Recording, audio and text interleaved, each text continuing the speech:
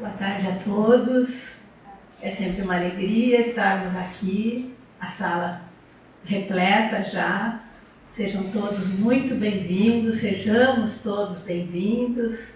Não é? Quando estamos nessa sala, estamos envolvidos pela espiritualidade do bem, espiritualidade da casa, não é? Que nos protege, nos orienta e nos inspira constantemente. Né? E hoje nós temos uma reflexão muito rápida do livro Fonte Viva, psicografado por Chico Xavier.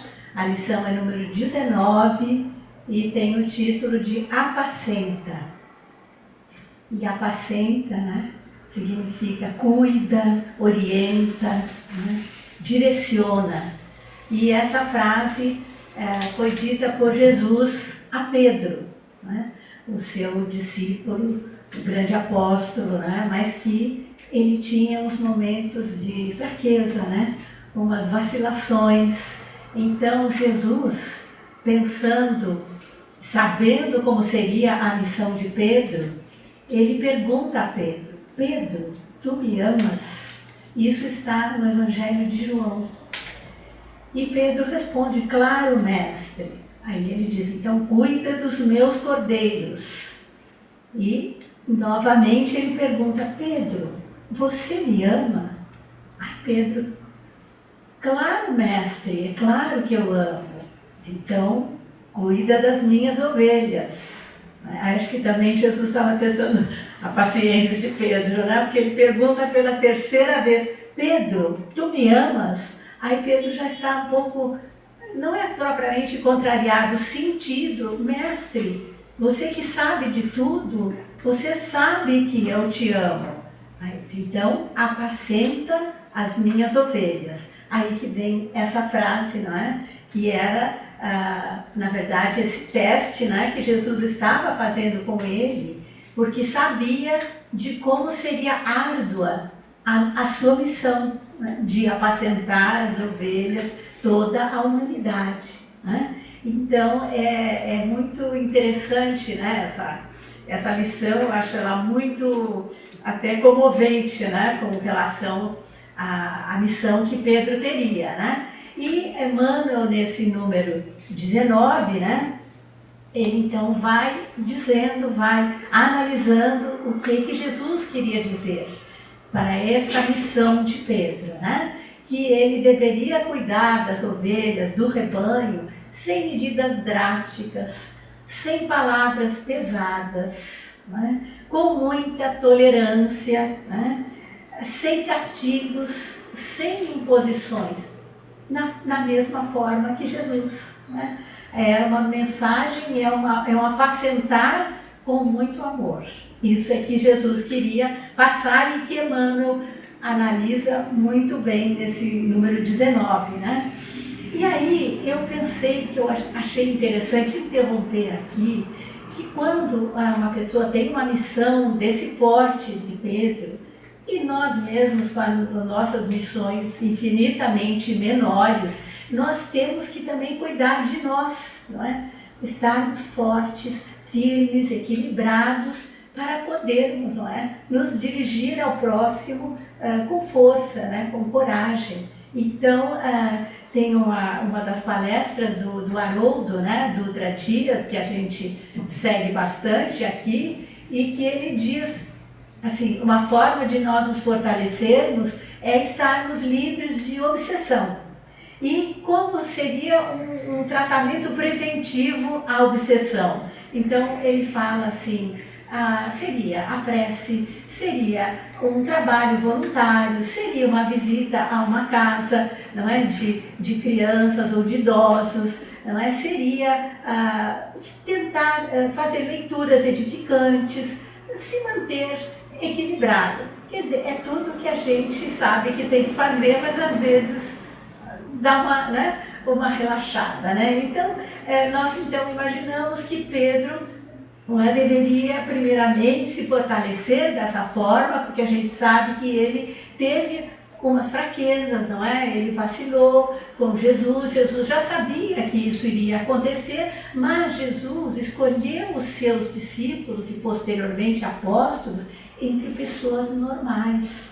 E isso é bom para nós, porque não é para a gente imaginar que tenhamos que chegar à perfeição, né, para estar ao lado de Jesus. Ele escolheu entre aqueles pescadores. Não é? E depois ele diz para Pedro, agora você vai ser um pescador de almas. Né? Então, eu acho que é bom para nós, não é? A gente ver que nós realmente podemos estar com Jesus, apesar de todas as nossas limitações e imperfeições. Não é? E seguindo a lição aqui de Emmanuel, né? Ele diz, não é, para Pedro, que ele não se preocupasse com a rebeldia, não é, de algumas pessoas, não é, para pessoas que fossem errar, que fossem, né, sair do caminho, que ele não se preocupasse, ele tivesse, não é, a tolerância, a paciência, né, e que ele procurasse ajudar, sem castigar, sem palavras pesadas, não é, procurasse se educar. Assim como Jesus, que passou a sua mensagem através do exemplo, não é? O melhor professor é o exemplo. Não é? E era o que Jesus fazia, ele não só falava, como ele praticava. E é isso que ele está querendo que Pedro faça. Não é? E aí, outro ponto importante é que a gente deve ser exigente conosco e muito menos exigente com o próximo. E, aliás, com o próximo, isso também está em Emmanuel, nós devemos procurar ver o lado melhor do próximo. Não é como se vai tirar uma fotografia, nós vamos procurar o melhor ângulo. Então, vamos procurar o melhor ângulo do nosso próximo, as suas qualidades, não é? O seu lado luminoso, em vez de procurar só os defeitos, não é? Então, isso tudo está aqui, isso tudo faz parte desse cuidado que ele queria que Pedro tivesse. E nós sabemos como foi a missão dele, juntamente com Paulo, né, na difusão do Evangelho, da mensagem de Jesus.